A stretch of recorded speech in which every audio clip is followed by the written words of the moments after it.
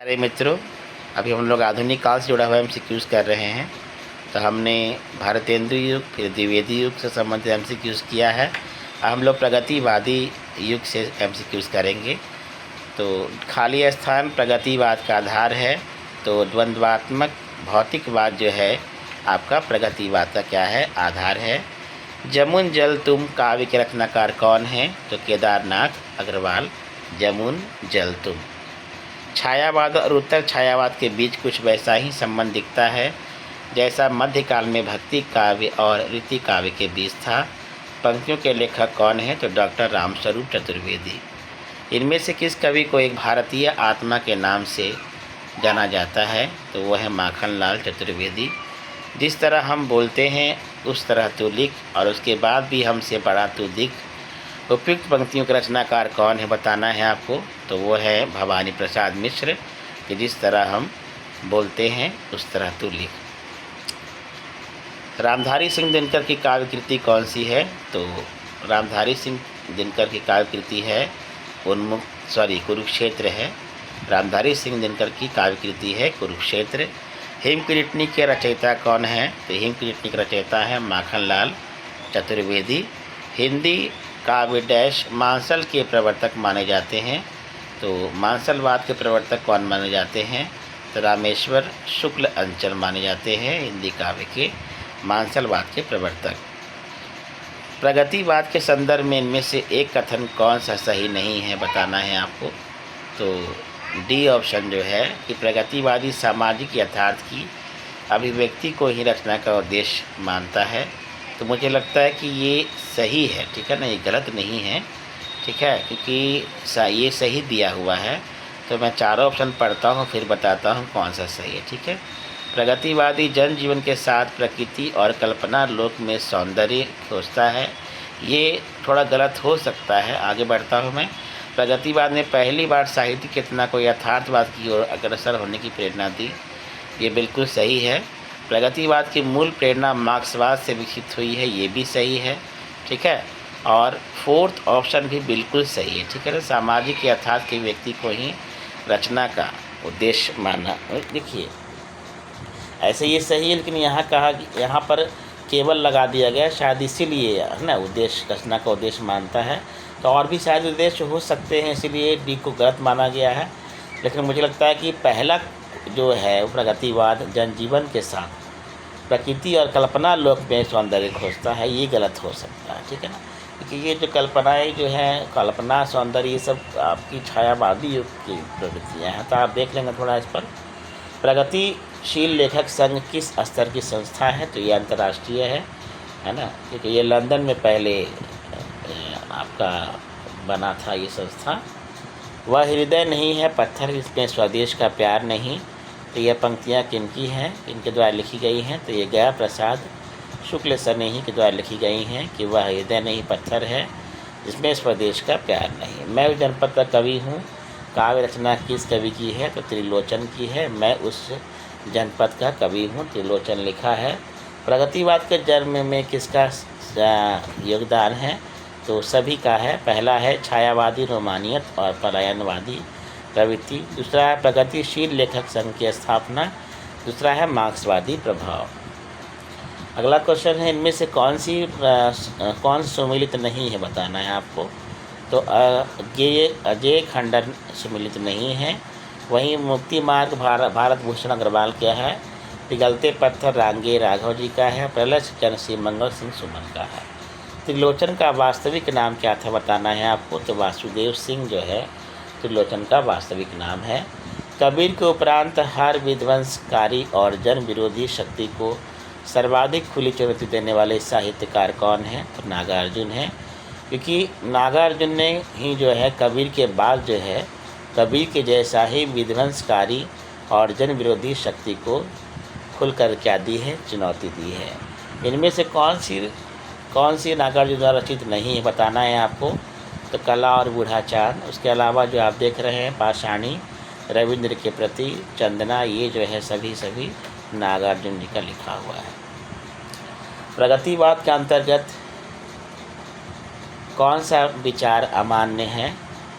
देखिए 17वां क्वेश्चन आप देख लेंगे, कलार बूढ़ा चंद, मुझे ये थोड़ा कन्फ्यूजन लग रहा है, थोड़ा देख लेंगे, इंटरनेट पर सर्च मार लेंगे आप, क्योंकि कलार बूढ़ा चांद ही नागार्जुन जी का लग रहा है, और ये पाषाणी रविंद्र के प्रति चंदना ये सब मुझे नहीं लग रहा। ठीक है, चलिए आगे बढ़ते हैं। प्रगतिवाद के अंतर्गत कौन सा विचार अमान्य है? तो रूपवाद अमान्य है, वहीं यथार्थवाद, पदार्थवाद, समाजवाद ये सब मान्य है। द्वंद्वात्मक भौतिक विकासवाद किस काव्यधारा का आधार है? तो ये आपका है, ये प्रगतिवाद का है ना, इसका आंसर भी बिल्कुल सही है। निम्नलिखित में से दिनकर की काव्य रचना कौन सी नहीं है बताना है आपको, तो त्रिधारा नहीं है। वहीं रामधारी सिंह की दिनकर की ये रचना है हुंकार, कुरुक्षेत्र और उर्वशी। उर्वशी चंपू काव्य है। दो राह समय के रथ का धनुर्नाद सुनो, सिंहासन खाली करो कि जनता आती है। तो किसने लिखा है ये? तो ये रामधारी सिंह दिनकर ने लिखा है। अगला है, प्रगतिवाद में किस विचारधारा का उदय माना जाता है? तो मार्क्सवादी विचारधारा का उदय माना जाता है प्रगतिवाद में। अधैर्य का कवि किसे कहा गया है? तो अधैर्य के कवि कौन है? रामधारी सिंह दिनकर हैं।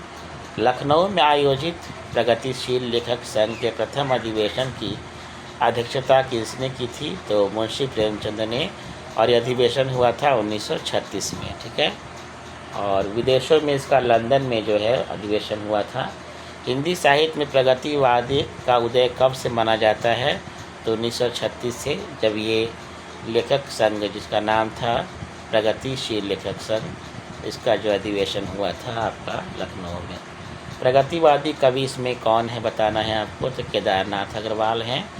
प्रसाद जी आपके जो है ये छायावाद के हैं प्रमुख स्तंभ। मुक्तिबोध आपके आगे पढ़ेंगे, मुक्तिबोध आपके प्रयोगवाद में आते हैं, प्रगतिवाद में नहीं आते हैं। ठीक है ना, ऐसे प्रगतिवाद में भी इनका नाम है, लेकिन केदारनाथ अग्रवाल यहाँ दे दिया गया है, इसीलिए हम लोग इसको नहीं मानेंगे। हरिवंश राय बच्चन भी आगे पढ़ेंगे हम लोग इनके बारे में। ठीक है, अबे सुन बेगुलाब भूल मत गर पाई खुशबू रंगो आब, काव्य पंक्तियाँ का संबंध किससे है? तो प्रगतिवाद कविता से है कि अबे सुन बेगुलाब भूल मत गई गर पाई खुशबू रंगो आब। पुष्प की अभिलाषा नामक प्रसिद्ध कविता किसने लिखी है? तो माखनलाल चतुर्वेदी ने। प्रगतिवाद के प्रमुख कवि नहीं है बताना है, तो अज्ञेय जी नहीं, क्योंकि अज्ञेय जी जो है वो आपके ये आपने सुना होगा, ये नाम मुझे याद नहीं आ रहा अभी। ऐसे और जो भी कवि हैं जैसे नागार्जुन, दिनकर, मुक्तिबोध, ये सब प्रगतिवाद के प्रमुख माने गए हैं। प्रगतिशील लेखक संघ की स्थापना कब हुई है? तो 1936 में। मौर्य विजय किसकी रचना है? तो सिया रामचरण गुप्त की है मौर्य विजय। रामधारी सिंह दिनकर की किस कृति को आधुनिक युग की गीता कहा गया है? तो वह है कुरुक्षेत्र। बहुत इंपॉर्टेंट क्वेश्चन है। नागार्जुन किस वर्ग की कवि है बताना है आपको, तो नागार्जुन जो है प्रगतिवादी कवि हैं नागार्जुन, जिनको जो है यात्री के नाम से, बाबा के नाम से और भी कई नामों से सुशोभित किया गया है। रामधारी सिंह दिनकर के किस कृति पर ज्ञानपीठ पुरस्कार प्राप्त हुआ है? तो उर्वशी पर। हल्दी घाटी और वीर रस प्रधान प्रबंध काव्य है, किसकी रचना है हल्दी घाटी? तो श्याम नारायण पांडे की।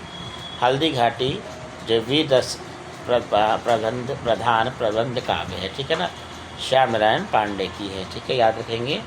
निम्नलिखित कवियों को उनके काव्य संग्रहों के साथ आपको सुमेलित करना है, तो सी ऑप्शन है आपका। तो पहला का 5 हो जाएगा, यानी नरेंद्र शर्मा का जो है हो जाएगा प्रवासी के गीत। वहीं हो जाएगा आपका नागार्जुन जी का जो हो जाएगा चौथा, यानी युगधारा। केदारनाथ अग्रवाल का वन यानी फूल नहीं रंग बोलते हैं। भवानी प्रसाद मिश्र जी का हो जाएगा आपको बुनी हुई रस्सी। युगधारा के रचयिता कौन है? तो नागार्जुन जो है युगधारा, युगवाणी सब सुना का नाम आपने, तो नागार्जुन ने लिखा है। कौन सी रचना रामधारी सिंह दिनकर की नहीं है बताना है आपको। तो इसमें जो आध्यात्म चिंतन है वो रामधारी सिंह दिनकर का नहीं है। वही रेणुका, दिल्ली, नीम के पत्ते रामधारी सिंह दिनकर रचना है। बाल कृष्ण शर्मा नवीन का सर्वप्रथम पंक्ति काव्य ग्रंथ काव्य संग्रह कौन सा है? तो कुमकुम। तो बालकृष्ण शर्मा नवीन का पहला प्रकाशित काव्य संग्रह है कुमकुम। इनमें से कौन सा कवि प्रगतिवादी नहीं है बताना है आपको? तो भवानी प्रसाद मिश्र नहीं है, वहीं केदारनाथ अग्रवाल, त्रिलोचन और शिव मंगल सिंह सुमन जो है प्रगतिवादी कवि हैं। एक हथौड़ा वाला घर में और हुआ, इसकी पंक्ति है ये केदारनाथ अग्रवाल की है। हालाबाद के प्रवर्तक कौन है? तो हरिवंश राय बच्चन है।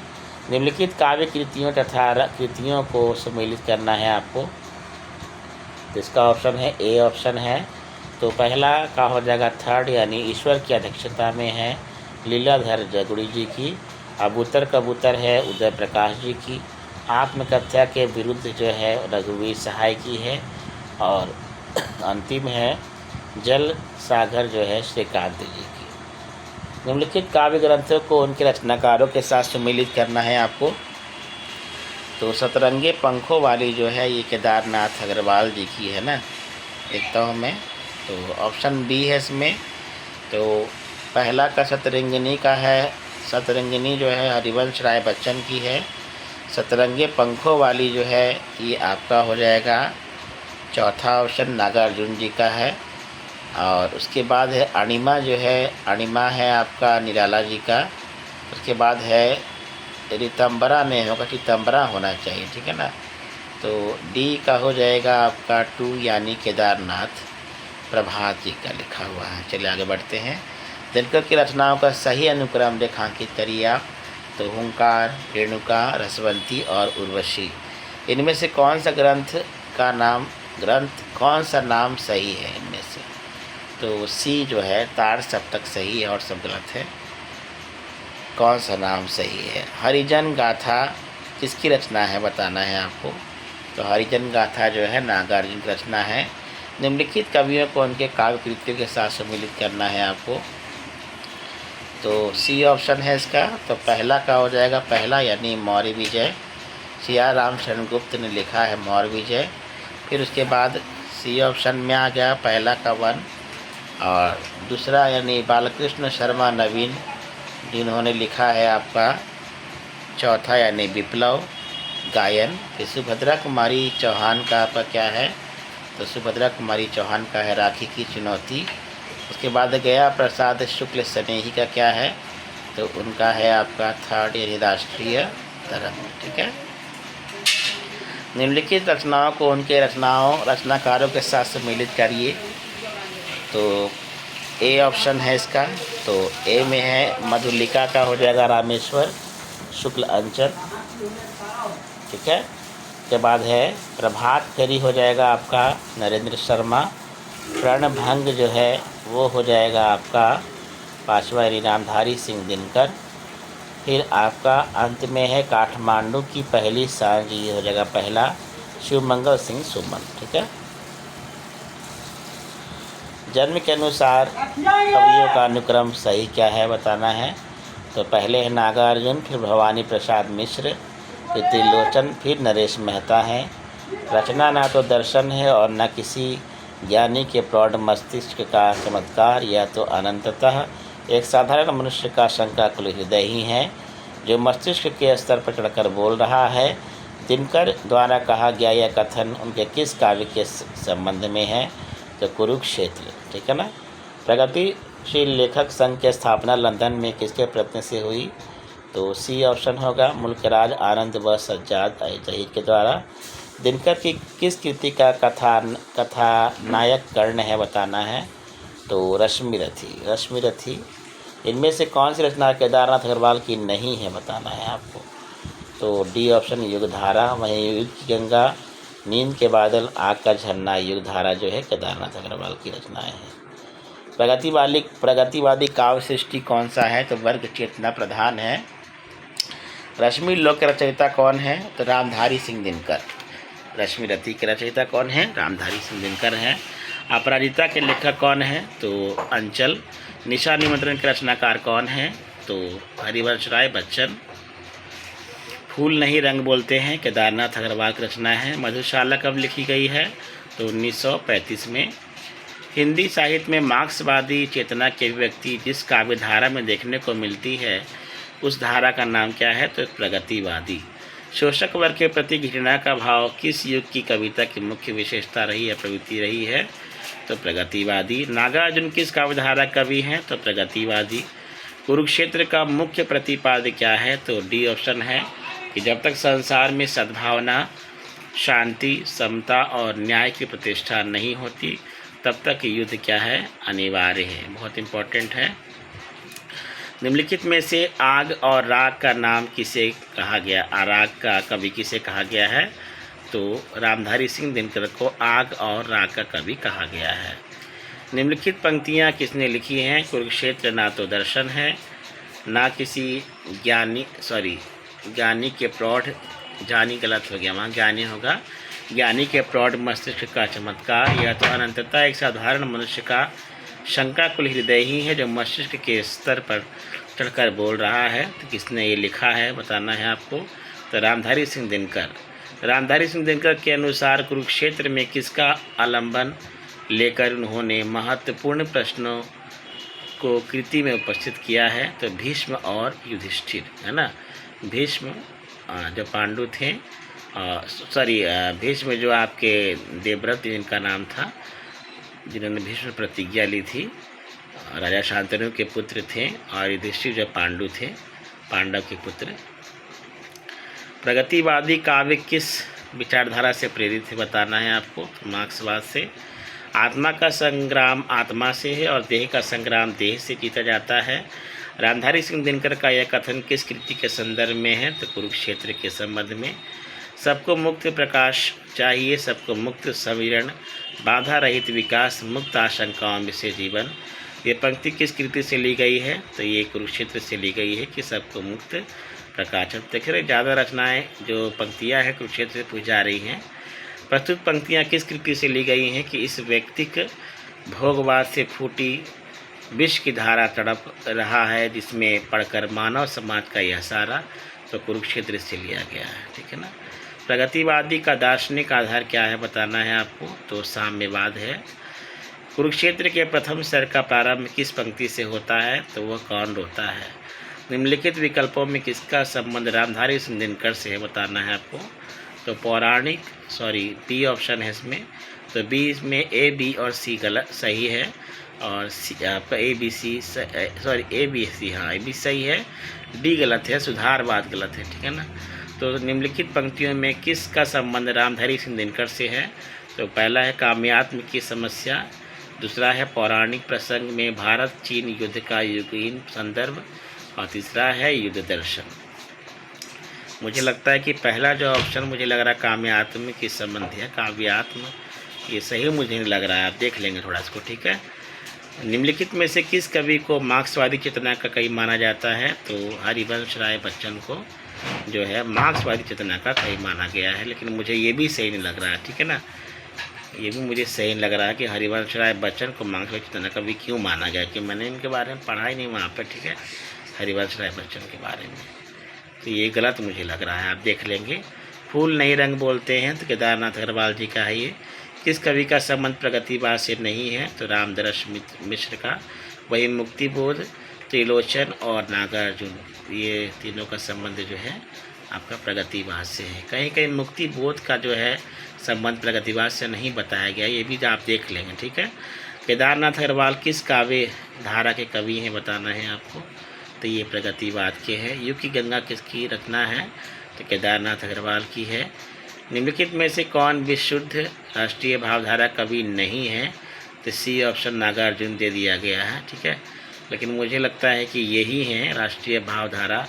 प्रगतिवादी कविता के कवि के जो है प्रथम यही प्रणेता हैं जी नागार्जुन, ठीक है ना। तो प्रगतिवाद में तो ये राष्ट्रीय भावधारा ही थी ना, तो यहाँ पर दे दिया गया है। तो मुझे लगता है कि ये पहला ऑप्शन जो है सोहनलाल द्विवेदी ये नहीं होगा, क्योंकि माखनलाल चतुर्वेदी थे ही, और रामधारी सिंह दिनकर भी थे, और नागार्जुन भी थे। तो पहला ऑप्शन गलत है, ठीक है ना। ये मतलब ये आंसर ही गलत है चारों का। तो पहला इसका सही क्या आंसर होगा? पहला, है ना। भावधारा कवि कौन है? तो सोहनलाल द्विवेदी। आप भी अपनी तरफ से देख लेंगे, ठीक है। तो ये हमने जो है ख़त्म कर लिया आपको प्रगतिवादी काव्यधारा। अब लोग छायावाद पर जाएंगे, ठीक है। छायावाद के बाद और देखता हूँ मैं क्या क्या मिलता है हमें।